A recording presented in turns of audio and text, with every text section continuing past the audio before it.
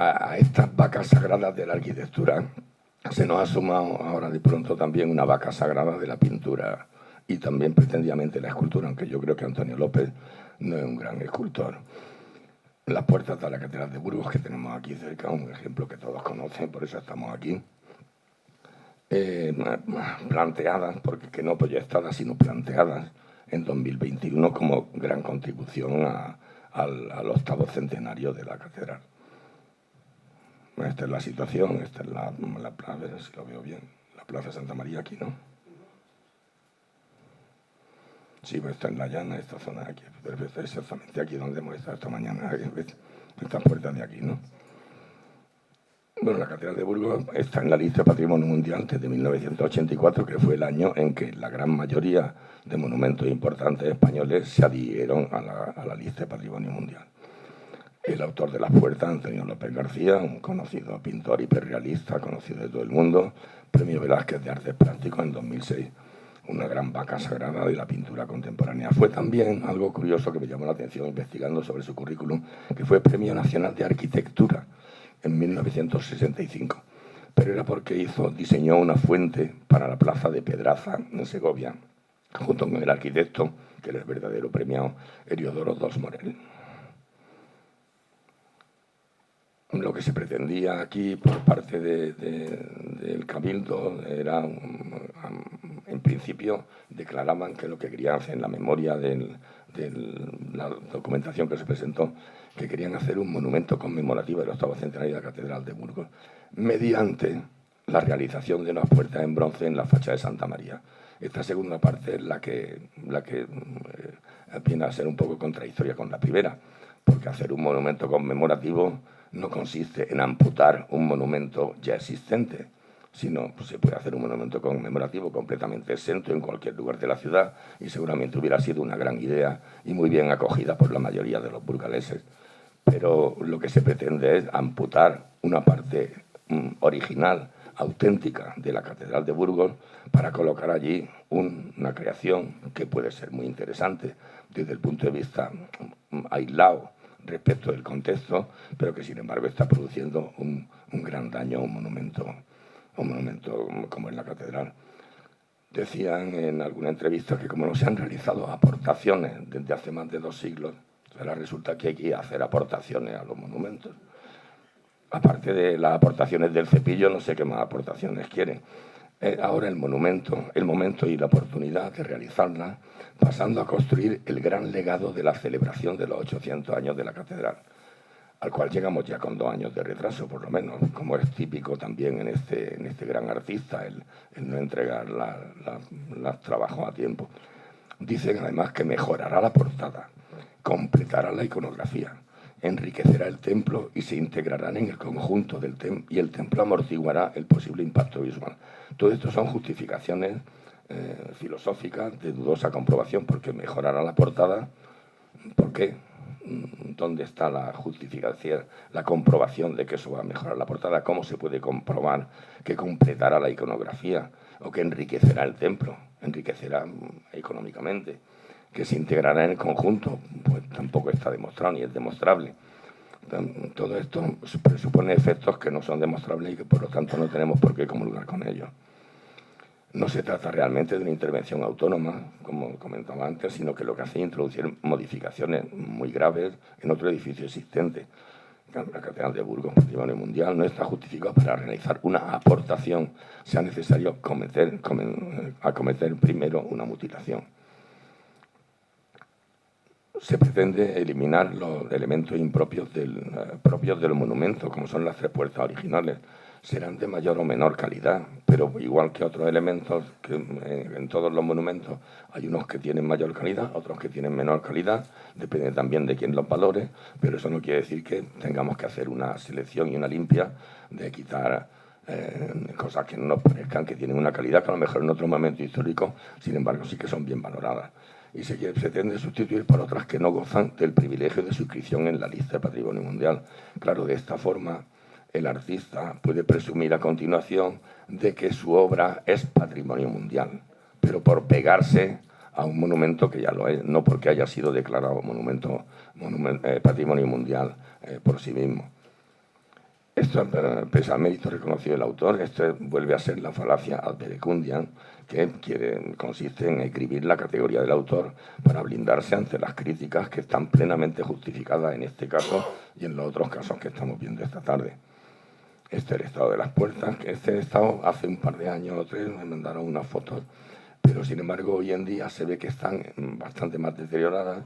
Creo que tengo por aquí una fotografía, la hemos visto esta mañana, y eso sencillamente muestra de que se ha dejado de hacer una conservación de esos elementos, pero claro, esto en lugar de justificar el que se tengan que cambiar, lo que hace es una acusación, es decir, una grave acusación sobre el Cabildo, que no está cumpliendo con su deber de conservación, porque es obligación de la autoridad eclesiástica hacer que esas puertas se mantengan en buen estado, mientras que no se hayan retirado de ahí o se les haya retirado la protección. Es falso, por tanto, que, como se ha dicho en algunos medios, que carecen de valor artístico y presentan un alto grado de deterioro. El deterioro que tienen son unas simples afecciones que pueden ser corregidas con unos trabajos de mantenimiento normales y corrientes sin ningún método excepcional. Esta es la imagen de lo que se presentó como gran logro, como gran maravilla, además diciendo que esto pretende representar el misterio de la Encarnación, que a lo que está dedicado la catedral, que representará a Dios Padre, la Virgen y el Niño Dios. Y evocarán el misterio de la Encarnación. La Virgen y el Niño, según el propio autor, están inspirados en su hija y en su nieto. Esto es bastante típico en la mayoría de las construcciones, que los canteros, los arquitectos, los maestros de obras representasen a su familia en los sitios, pero normalmente en sitios con bastante más discreción, en una gárgola, en algún sitio decorativo pequeño, pero no como la parte principal y central de la decoración de cualquier monumento, y mucho menos cuando se adivina enseguida una gran similitud entre el rostro de Dios Padre, que está colocado en el centro, y el rostro del propio autor.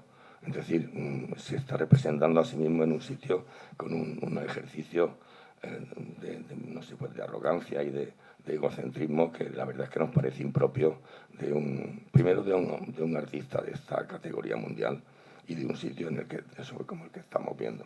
Esto sería el cambio que se produciría en la catedral. Realmente, claro, dentro de todo el conjunto tampoco es que se aprecie una barbaridad, pero cuando uno se acerca y se encuentra con aquella cara, pues le da un susto que sale corriendo.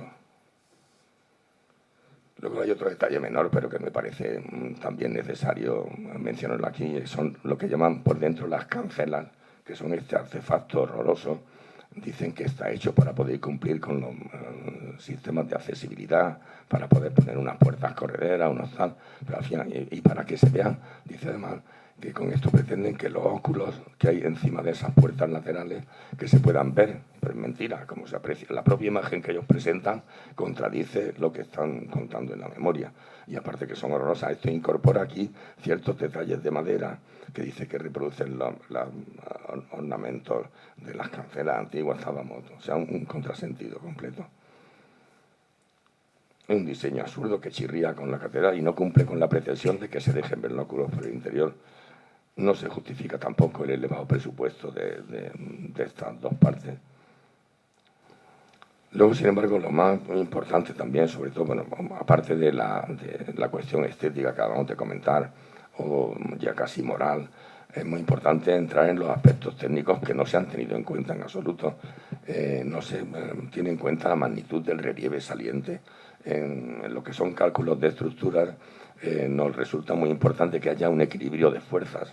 Si nosotros a un elemento vertical le colocamos un gran peso por una de las partes y por la otra no tiene un contrapeso, eso tiende a hacer una fuerza tremenda de vuelco que le produciría a la parte de arriba del anclaje, produciría unas tensiones tremendas en las fábricas de piedra que podría llegar a lesionarlas de alguna manera. no se calcula tampoco el peso al medio de las piezas, el peso. No se ha definido en absoluto cómo van a quedar las caras interiores de eso, si va a ser una plancha lisa, si va a tener decoración, si va a tener relieve, ni el sistema estructural interno que resiste, porque son unas placas de bronce de fundición, pero tiene que llevar una estructura interna que sea la que tenga resistencia, ¿verdad? Los anclajes a la estructura muralla, tanto de la parte de abajo como la parte de arriba. Todo eso nos han hecho estudios y comprobaciones de los incrementos de carga en los apoyos y en los giros, la excentricidad de la carga respecto al plano y mucho más importante, ahí es una zona donde está dando el sol todo el día. Eso produce unas dilataciones y contracciones tremendas de los materiales metálicos, pero además produce unas diferencias de dilatación tremendas entre los elementos de bronce de la fundición y los elementos de acero que tendrían que soportarla, con lo cual podríamos llegar a unas situaciones que dicen que son reversibles, pero yo entiendo que no son reversibles. Cuando se produce una lesión tremenda allí, hombre, se podría reparar, pero habría que intentar evitarlo. Bueno, luego hubo una primera alarma de un arquitecto, precisamente amigo mío, que hizo un artículo en el periódico que puso un poco ya sobre aviso a mucha gente, a gente interesada en el patrimonio, y cómo también se pronunció inicialmente diciendo que había que valorar la autenticidad de los elementos que se pretende eliminar, que son contemporáneos de la portada y que además estaban en buen estado. Se comentaban también las posibles afecciones a las fábricas con ese aumento de cargas, los sistemas de anclaje, el tratamiento de la cara interior, y se aconsejaba el desistimiento del proyecto para estudiar alternativas que no repercutan negativamente en el valor universal excepcional de la catedral. Llegaron a decir que dejaría de ser patrimonio de la humanidad, patrimonio mundial, si le cambian las puertas. Se crea entonces la plataforma Puertas No, de la que muchos de ustedes forman parte, que hizo un comunicado como este en el diario, en el periódico El Diario. La plataforma Puertas No, que cuenta ya con 65.000 firmantes, llegaron a conseguirse hasta 80.000 firmas en la página Change.org. Organizaron mesas informativas por las cárceles y entregar chapas reivindicativas con el fin de que el proyecto para sustituir las actuales puertas por unas nuevas diseñadas por Antonio López se ha retirado. Las actuales puertas están en buen estado, las nuevas puertas se encargan en 2019 sin los permisos necesarios, y que nos une la indignación y la preocupación por el monumento que amamos ante esta caprichosa e innecesaria alteración de su noble imagen. Se hicieron toda serie de actos, de manifestaciones, de carteles, recogida de firmas, en rechazo social y profesional a las nuevas puertas de la catedral se multiplica. Esto es una reseña de la plataforma Change.org, donde se dice que ya se habían alcanzado cerca de las 80.000 firmas. Y luego, sin embargo, pasó los fastos y los actos conmemorativos del 8º centenario, han pasado ya un par de años, las puertas siguen sin verse, sin entregarse, no hay proyecto, no hay estudio de impacto patrimonial que se le solicitó por parte de ICOMOS desde el primer informe, y el Cabildo, sin embargo, sigue adelante haciendo oídos sordos a todas las advertencias de ICOMOS y a la opinión pública. ICOMOS se mantiene invariable y el Cabildo, sin embargo, continúa adelante con su proyecto que no tiene proyecto. Y como ha preguntado la Junta por la evaluación de impacto patrimonial y seguimos sin saber nada de eso, luego ha habido últimamente algunas reuniones, intentos de acercamiento y tal. Yo creo que más bien de cara a la opinión pública que en la realidad, porque cada uno está en su posición y como, lógicamente, está en su posición de mantener la legalidad y de hacer que no se cometan atropellos. Y, sin embargo, por parte de la catedral, aunque se dice que se quiere hacer caso a todos los dictámenes y que se quiere hacer sin que haya ningún tipo de contradicción con la normativa ni con la opinión de la autoridad de los estamentos que tienen que dar su dictamen sobre esto. Sin embargo, estamos ahí en un impasse en el que cada uno está en su sitio y esperemos a ver cuál es el resultado. Confiamos en que la presión popular se siga manteniendo y al final consigamos que no se haga un atropello más, como se ha conseguido en algunos de los casos que hemos visto anteriormente.